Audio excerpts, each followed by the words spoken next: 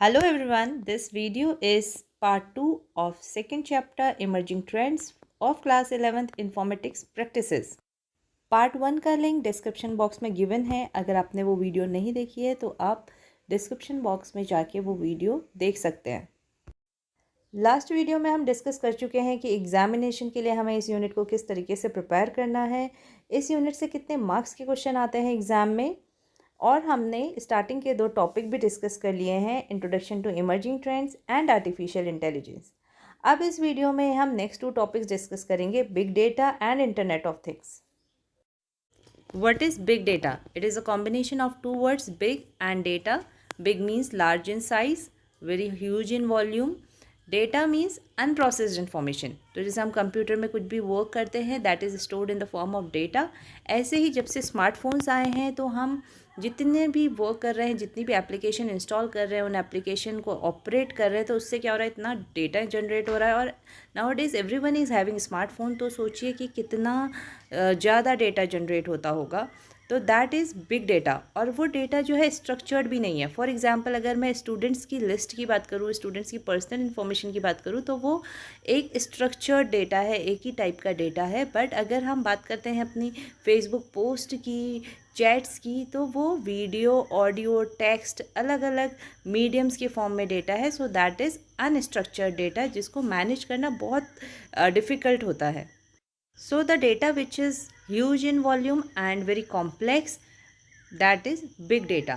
और ये data time के साथ ग्रो होता जा रहा है, बिकॉज अगर हम सिंगल एक लाइक भी करते हैं या किसी वेबसाइट को ब्राउज़ करते हैं, हमें नहीं पता चल रहा है कि we are generating data, but actually data is generated and it is stored. This data is not structure. तो ये traditional data management tools like relational database management system software हमने पढ़े हैं, उनके थ्रू ये मैनेज भी नहीं हो सकता है, हम इसे प्रोसेस नहीं कर सकते हैं. Even we cannot access any information through this kind of data because it is unstructured, very complex data. Now the question comes to our mind, why we need to process this big data. Big data sometimes hold rich information which is of high business value. For example जब हम किसी e-commerce website से product purchase करते हैं तो वो भी एक डेटा जनरेट हो रहा है कि इस पर्सन ने ये प्रोडक्ट्स ख़रीदे हैं.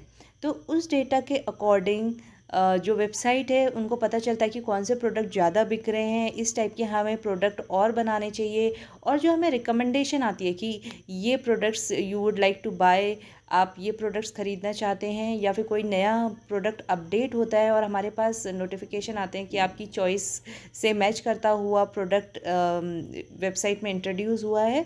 तो ये सारी चीज़ें कैसे हो रही है, बिग डेटा को प्रोसेस करके. सो इट इज़ इम्पॉर्टेंट कि ऐसे सॉफ्टवेयर और मेथड्स डेवलप किए जाएं जिससे कि big data easily, efficiently process and analyse हो जाए. Next topic, what are the characteristics of big data. इससे क्वेश्चन ये भी बन सकता है, what are 5 V's of big data. So the 5 V's of big data are volume, velocity, variety, veracity and value.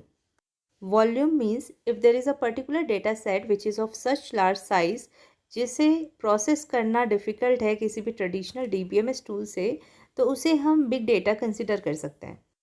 Velocity means the rate at which data under consideration is being generated and stored. तो जो big data set होता है उसका generation rate जो होता है वो normal data set से हायर होता है. Next is variety. Variety means big data में जो डेटा होता है वो अलग अलग टाइप का होता है. Text, images, videos, web pages, post, chats, किसी भी टाइप का डेटा जो होता है इसमें होता है. That can be structured, semi structured और unstructured. Fourth V is veracity. Veracity means trustworthiness of the data. Sometimes it happens जो बिग डेटा होता है वो बायस्ड, इनकन्सिस्टेंट या कुछ उसमें अबनॉर्मेलिटी होती है, मीन्स वो सही नहीं होता है, और उसके बेसिस पे अगर हम कुछ इंटरप्रिटेशन या कुछ रिज़ल्ट निकालते हैं तो वो भी रॉन्ग हो सकता है. फॉर एग्ज़ाम्पल हम पोलिंग करते हैं बहुत सारे क्वेश्चंस के लिए, like who will be the next PM of our country.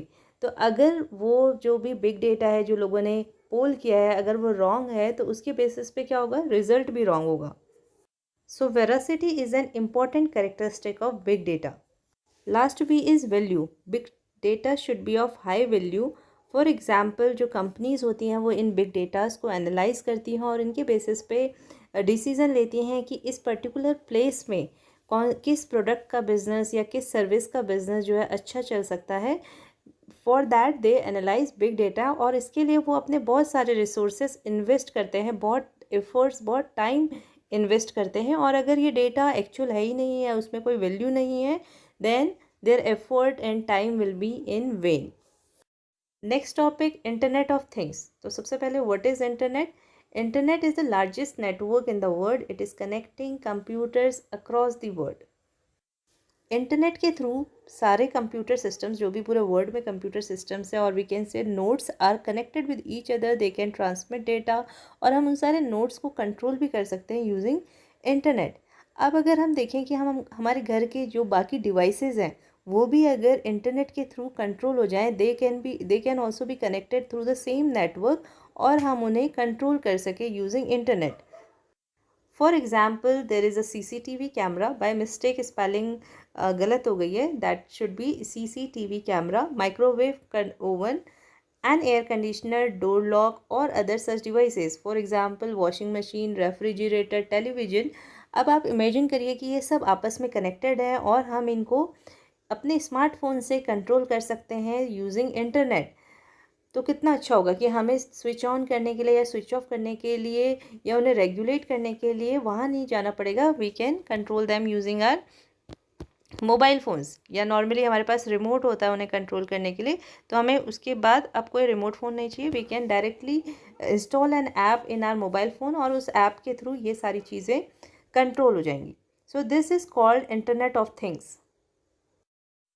Next is Web of Things. Web of Things is a part of Internet of Things. It allows the use of web services to connect anything in the physical world on web. तो हम physical world में जितने भी devices या machines हैं उनको हम web के थ्रू कनेक्ट कर सकते हैं आपस में, और उनको कंट्रोल कर सकते हैं। इसके through smart homes, smart offices, smart cities बनाना बहुत ईजी है। Next technology is sensors. It is also a part of Internet of Things.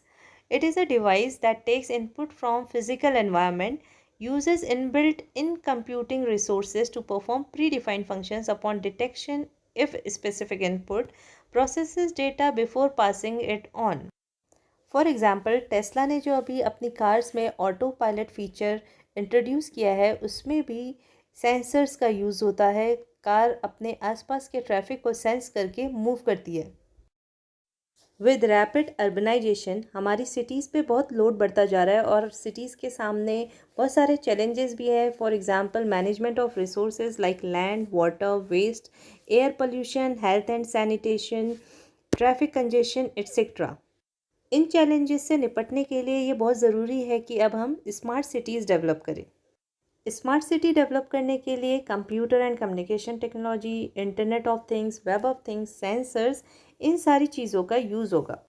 You can see the picture of smart city on the screen.